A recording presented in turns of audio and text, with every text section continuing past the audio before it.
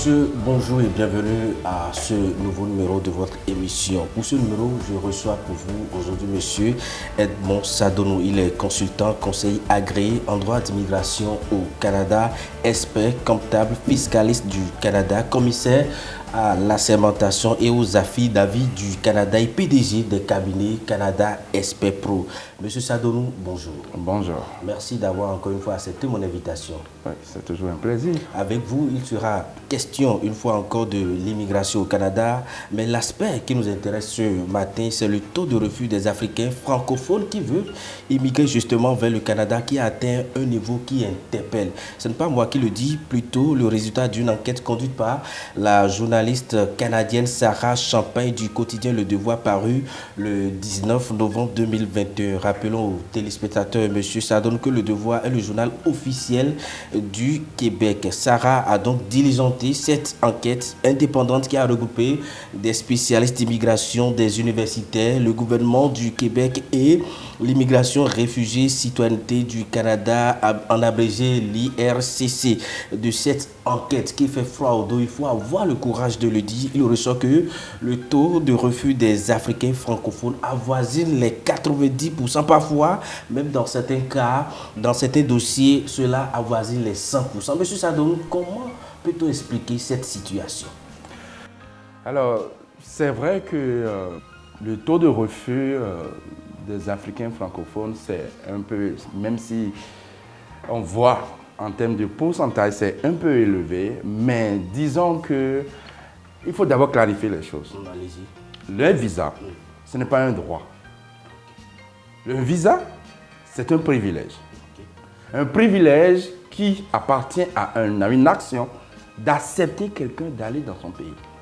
Et donc, déjà là, le pays, cette nation-là, peut accepter et peut ne pas accepter de vous faire rentrer dans son pays.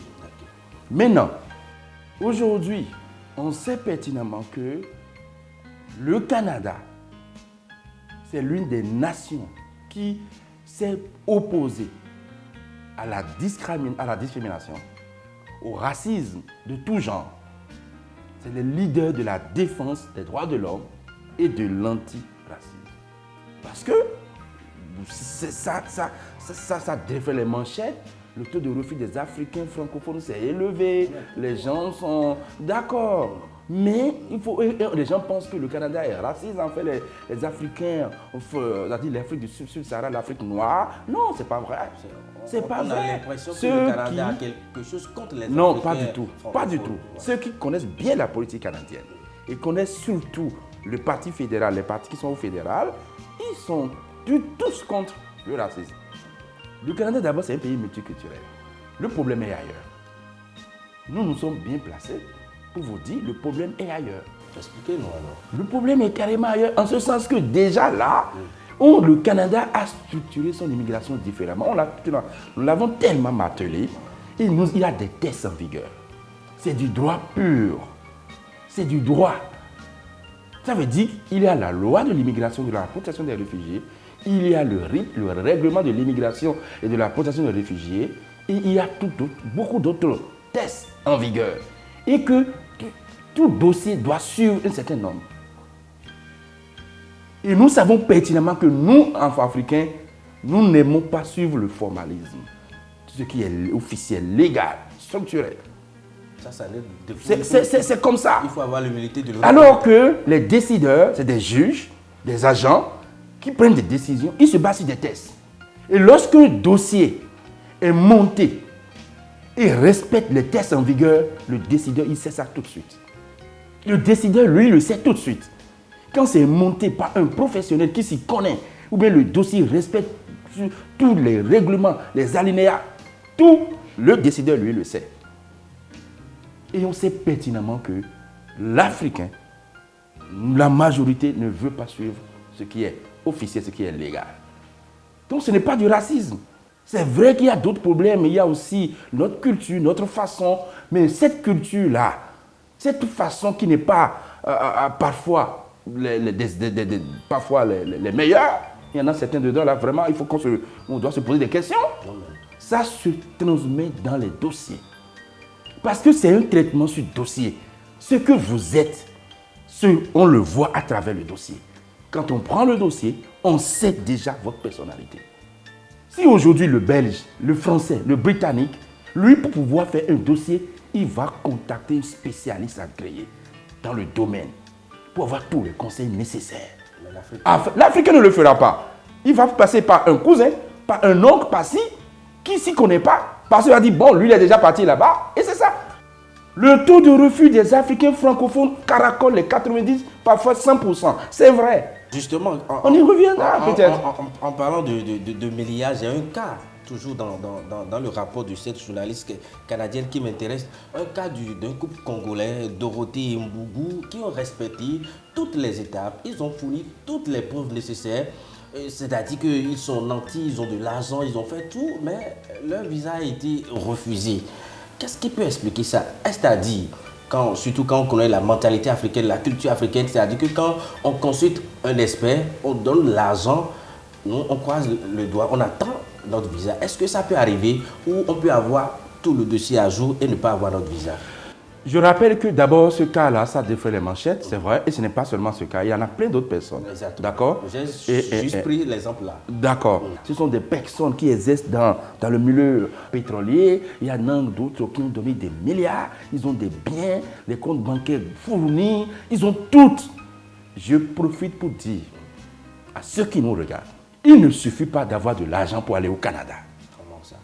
Il ne suffit pas d'avoir tous les biens de ce monde. Tu peux avoir même des comptes des gens, des comptes de milliards. Il y a des faux messages qui se véhiculent dans la population.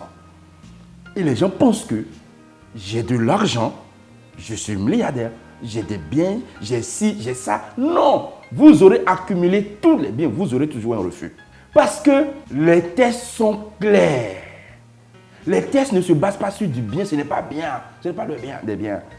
Il y a les tests des bases fondamentales de la résidence temporaire qu'on doit respecter. Vous devez respecter ça. Et pour le respecter, il faut des spécialistes. Ce n'est pas tout ce que tu vois sur le net qui est affiché, que non.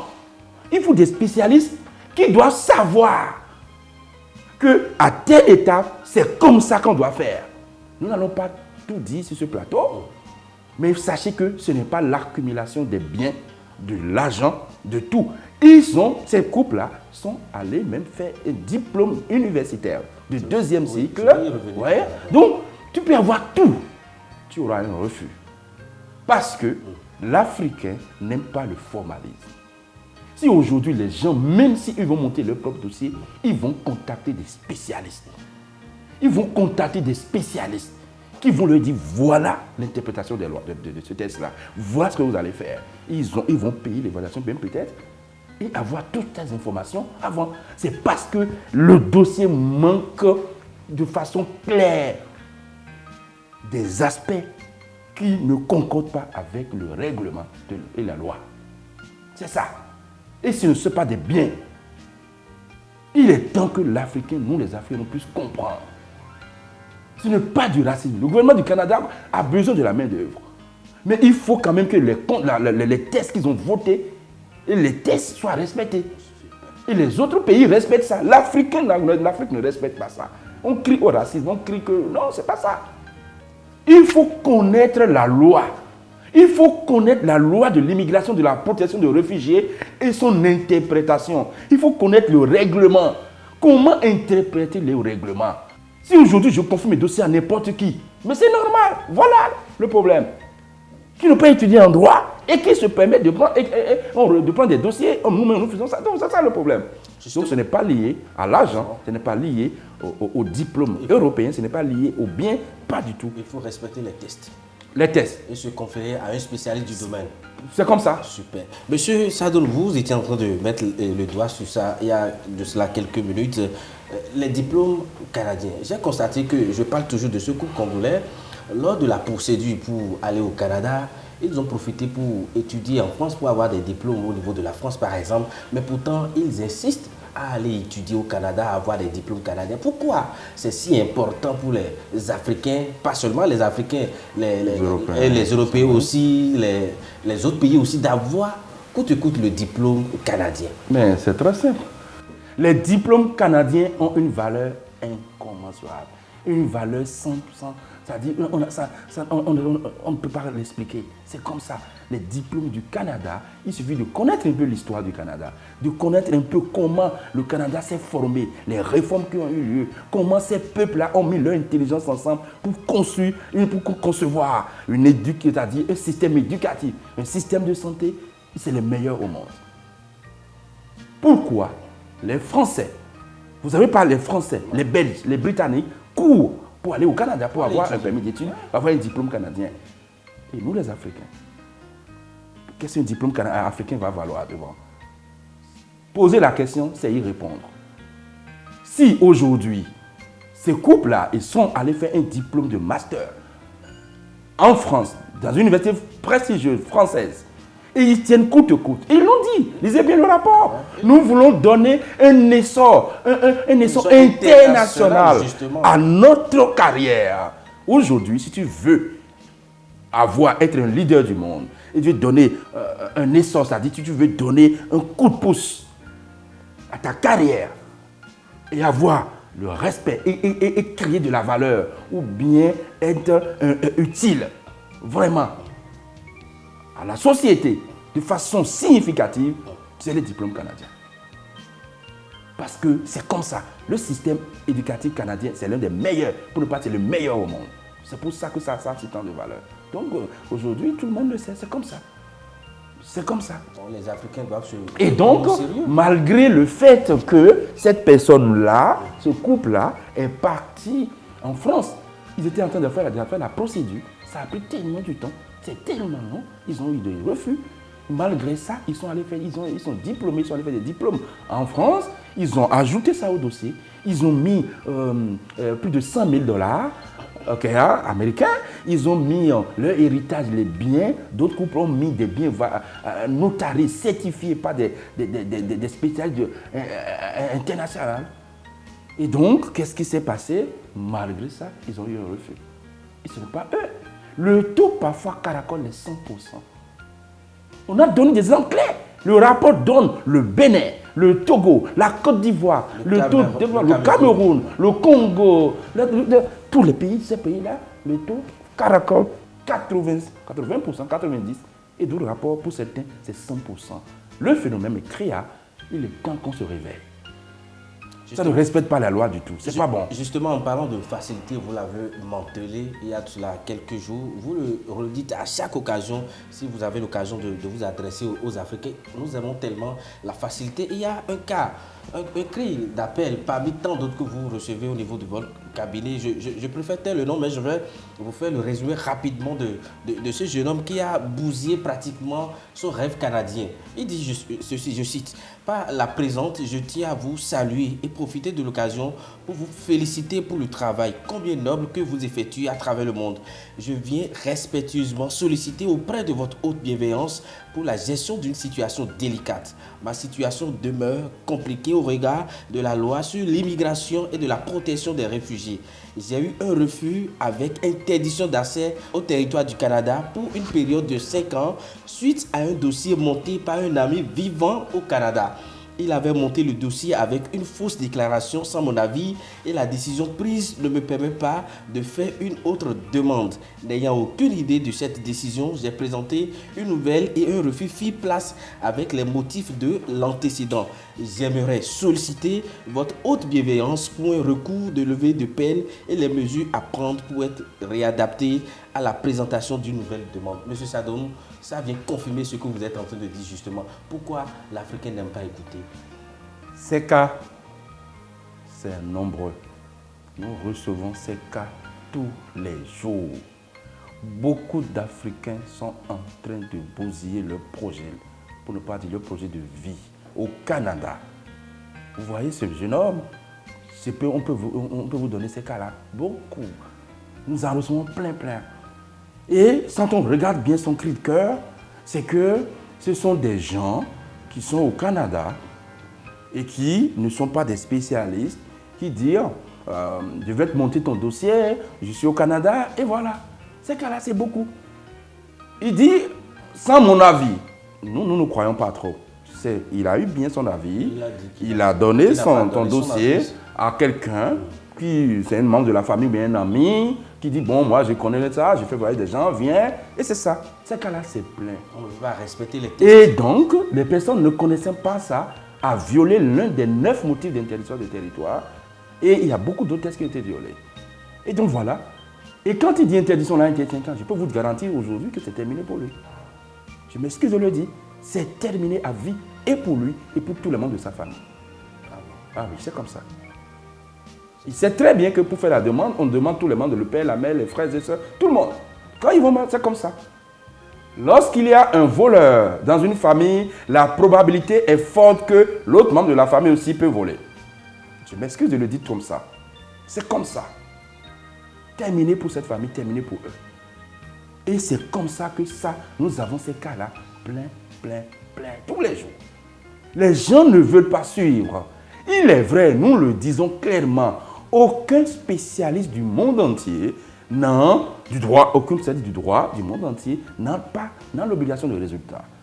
Ça signifie que les avocats, les conseils qui défendent des dossiers canadiens et du monde, n'importe quel pays du monde, ils vont analyser, traiter, défendre des dossiers. Parce que ces personnes sont diplômés en droit, ils sont agréés par un gouvernement de ce pays-là, et du gouvernement de ce pays, pour pouvoir défendre, traiter, analyser et soumettre ces dossiers-là devant des juges, des agents. Et le rôle de décideur, c'est de rendre des décisions. Donc il peut avoir une décision favorable, par exemple défavorable. Son travail s'arrête lorsque le juge rend sa décision. Donc ce n'est pas lui. Lui n'est pas responsable du résultat. Il a l'obligation de moyens. Son obligation de moyens, c'est de traiter, d'analyser, traiter, soumettre et défendre des cas. Et au regard de la loi, c'est le décideur qui va rendre sa décision. Donc, il ne faut pas penser que j'ai de l'argent. Je vais juste voir un cabinet tel que Canada Expert Pro. Je l'ai fait et puis bon, c'est tout. Visa garanti. Il n'y a pas de, il n'y a pas ça. Ça, je profite pour le dire. Mais il faut se baser sur un certain nombre de points pour pouvoir choisir un conseil. Est-ce qu'il est diplômé? Est-ce qu'il est agréé? Est-ce qu'il est expérimenté dans le domaine? Vous voyez? Et c'est des points que j'avais déjà mentionnés sur la fraude en termes d'immigration. De respecter ça, vérifier ses agréments. Après ça, c'est un nombre de critères. Parce que chaque conseil a un taux auprès de IOCC de succès. Donc si lui, vous le savez qu'il est bon, en ce moment, vous choisissez votre conseil. Mais il ne faut pas penser que c'est parce que je m'avais fait cette procédure du Canada que le visa est garanti, ou bon, tout est bon. Non, ce n'est pas ça. Même nous qui sommes ici, même si le Canada est qu'il est bon, il ne dira jamais qu'il est bon. C'est à vous d'en juger. Parce que lui, son travail, il fait son travail, le décideur rend sa décision. Conformément aux documents, aux tests juridiques, aux documents juridiques que vous avez signés. Et c'est comme ça. Donc, ces cas, pour pouvoir finir sur ça, c'est qu'il est temps que ça s'arrête. Comment on fait justement pour renverser la tendance aujourd'hui? D'abord, il faut conscientiser les gens. Il faut d'abord véhiculer le message que si tu as un oncle de la famille, un ami, un cousin, n'importe qui de la famille, qui n'est pas spécial du droit, qui n'est pas agréé par le gouvernement canadien, il ne peut pas toucher ton dossier d'immigration. Il peut te nuire et nuire à toute la famille. Maintenant, ça la progéniture à venir. Il faut que nous arrivions à comprendre ça. Déjà là, après ça, il faut suivre les tests.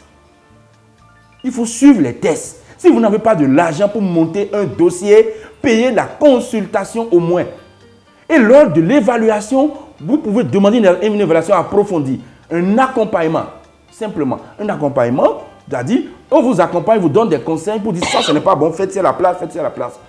C'est un peu moins cher peut-être. C'est mieux que de remettre sa vie, que de remettre toute sa vie dans les mains des gens, des amis. Et c'est ça qui conduit au cri d'alarme là. Ce cri d'alarme, c'est plein. Le monsieur dont aujourd'hui les visas des pays francophones, c'est le Bénin, le Togo, le taux de refus est énorme. C'est ça. Il est temps qu'on se réveille. Sinon, ça sera toujours comme ça. Et la population canadienne va se former avec d'autres nations et l'Afrique sera du reste. Ne sera pas là. Justement, M. Sadon, malgré toutes ces difficultés, votre cabinet arrive quand même à faire sortir de nombreux visas chaque année. Dites-nous, je ne vous demande pas de nous livrer tous les secrets sur ce plateau, mais comment vous arrivez pour vous en sortir? Parce qu'aujourd'hui, il faut le reconnaître, l'Africain, surtout l'Afrique francophone, nous sommes malades, on a besoin d'un véritable docteur. Qu'est-ce qu'il faut faire? Quel conseil avez-vous à nous donner aujourd'hui? Quel est votre secret justement? Canada Expert Pro ne va pas trop marteler ses succès. Nous laissons les gens eux-mêmes faire leurs recherches et pouvoir essayer, ils vont décider eux-mêmes, ils vont savoir qui nous sommes vraiment. Le problème qui se pose, c'est que le droit fiscal canadien, quand tu regardes la fiscalité par exemple, le droit fiscal, ça a un lien très fort avec le droit d'immigration. Donc c'est déjà un plus que nous avons que les autres. C'est déjà un plus. Et le fait d'avoir d'autres branches et de bien être installé au Canada et que les études universitaires, autres que le droit d'immigration, nous aident beaucoup également. Les autres domaines que nous faisons nous aident également. Donc c'est ça, peut-être, je ne sais pas, mais nous avons les compétences, nous avons le professionnalisme, les compétences nécessaires pour faire notre travail. Et même si le taux de refus des Africains, c'est beaucoup, on ne cesse de le marteler, il n'a qu'à suivre notre conseil et éviter de faire confiance, de dire les amis, la famille, les signes, c'est ça qui conduit. C'est ça qui conduit à la dérive. Beaucoup de gens ont vu leurs rêves se ruiner. Vous voyez? Et quand nous le disons, on pense qu'on a un intérêt. On pense que l'Africain, quand tu viens dire un certain nombre de vérités, il pense que tu as un intérêt. Non! Canada Expert Pro est varié. Nous avons des activités variées. On a plusieurs cabinets d'expertise comptable. On a d'autres activités au Canada, à part le droit. Donc on n'a pas besoin. Notre but, on ne fait que le dire, notre but, c'est de trouver, d'avoir plus d'Africains qui vont aussi, les Français, les Belges, les Européens, les Indiens, les Chinois, les Brésiliens, c'est beaucoup au Canada. Les Italiens, les Juifs, ils sont beaucoup. Les Africains, la proportion d'Africains, ce n'est pas ça. Et ces compétences, on peut l'avoir. Nous aussi. Et c'est ça qui va se transférer pour former d'autres Africains. Et c'est ça qui va trouver l'essor. Le développement africain prendra son essor en ce moment-là. Nous, notre but, c'est notre rêve. C'est pour ça qu'on s'investit si tant. Et aujourd'hui, nous sommes en train de remarquer que l'Africain ne bénéficiera pas des nombreux avantages du Canada. Vous voyez, le taux de refus est tellement élevé et nous ne voulons pas se conformer. On va voir. Vous voyez ça? Je vais vous donner des exemples. Il y en a certaines personnes qui sont allées au Canada pour étudier. Ils forment des associations. Vous voyez? Et c'est devenu leur gagne-pain. Je le dis ici. C'est devenu leurs activités principales. C'est-à-dire, ils forment des associations et ils envoient des messages en Afrique, au Bénin, au Togo, en Côte d'Ivoire, partout, Burkina, partout. Et donc, ils font en sorte de faire passer comme s'ils sont des spécialistes du droit d'immigration. Mais l'Africain, lui, quand il s'en rend compte que, comme ils sont au Canada, c'est terminé. Il montre des photos, je suis au Canada, je peux te faire venir au Canada. Et lui-même, aussi bête qu'il est, je m'excuse de le dire, mais il dit, vous voyez, il est au Canada. Et donc, je lui mets mon dossier, il va le faire. Après, ça a eu les conséquences. C'est les conséquences. Quelqu'un qui n'est pas spécialiste du droit, il n'est pas agréé, le gouvernement ne l'a pas certifié pour dire, cette personne, vous pouvez compter sur lui, il peut défendre le dossier. Et ces gens-là bousillent leur vie. Ils bousillent leur vie pour leurs enfants, leurs familles et toute leur génération. Et c'est souvent ces choses comme ça. Et donc l'Afrique doit cesser ça. Tout le droit d'immigration canadien, c'est différent du droit d'immigration français. C'est différent de l'immigration américaine. C'est différent de tout le système d'immigration de notre pays. Donc c'est complètement différent. Parce que l'histoire du Canada, c'est à part. L'histoire du Canada, le Canada, c'est une monarchie constitutionnelle à démocratie parlementaire. Les formulaires que vous remplissez, ce sont toutes des questions pièges. On ne met pas n'importe quoi. Et d'abord, un dossier, ce n'est pas des formulaires. Les formulaires sont là. Le dossier, c'est ailleurs. Le dossier, c'est ailleurs. Donc, c'est ça, s'il vous plaît. Monsieur Sadom, dites-nous comment rentrer en contact avec Canada Expert Pro. C'est très simple. Le numéro de Canada Expert Pro, c'est-à-dire le +1 514 546 1501. Au Canada, on dit 514 546 1501. 514 546 1501. Mais en Afrique, c'est plus facile. Plus 1 514 546 1501. Disponible sur WhatsApp et sur par appel direct aussi. Mais c'est très simple. Nous recevons beaucoup d'appels. Nous recevons beaucoup d'appels. Et notre but n'est pas de prendre des clients, de prendre tout le monde. Non, on va trier. Et sur par exemple plus de 206, 200 appels, nous allons prendre peut-être un seul candidat. Donc soyez patient. Lorsque vous appelez une fois, ok, ça ne répond pas, on ne vous répond pas, laissez votre message. Votre nom, votre prénom, votre date de naissance, le pays de résidence, le motif de votre appel, c'est-à-dire votre objectif en termes d'immigration au Canada. Et si possible, annexez votre CV détaillé. Et sur le CV, on voit clairement votre formation académique, formation professionnelle, les stages et toute autre information qui nous permettra d'évaluer votre profil et de le juste apposer par rapport au test en vigueur. Et nous allons vous appeler pour vous dire, voilà. Voilà encore du formalisme. L'Africain n'aime pas le formalisme. Mais si nous avons appelé, nous avons décroché tous ces 200 appels par jour, on dit oui, bon, nous sommes Canada Express Pro, nous allons faire voyager, le montant c'est ci, c'est tel montant, donnez l'argent, le visa c'est garanti, vous avez le visa, vite. L'Africain est content. C'est pour ça qu'ils se font arnaquer au fait. Quand on vous propose tout est dans sur du plateau d'or, fuyez. L'Africain, c'est comme ça qu'il fonctionne. Il faut que ça change. Ça, c'est le premier point. L'autre deuxième point, nous avons remarqué que la culture, beaucoup d'Africains n'aiment pas faire des recherches. On doit investiguer sur quelqu'un. Et moi, ça me touche qu'on traite l'Africain comme ça. Vous voyez, il faut que nous changeons. Voilà. Cessez, s'il vous plaît, suivez les conseils que vous donne. Beaucoup de personnes détruisent leur vie et le phénomène est grandissant. Le phénomène est grandissant. Canada Express Pro ne prendra pas les clients, on dit oh non, ils sont difficiles à joindre, ils sont si. Vous voyez, un peu déjà, nous sortons un peu du cadre et les gens nous trouvent un peu compliqués parce qu'on ne les offre pas sur du plateau d'or ce qu'ils veulent. Non. Le visa, ce n'est pas un droit. C'est un privilège. C'est un privilège et il y a des tests à suivre. Faites confiance aux spécialistes. On ne dit pas seulement Canada Express Pro. Faites confiance à tous les spécialistes qui sont vraiment agréés. Faites-leur confiance.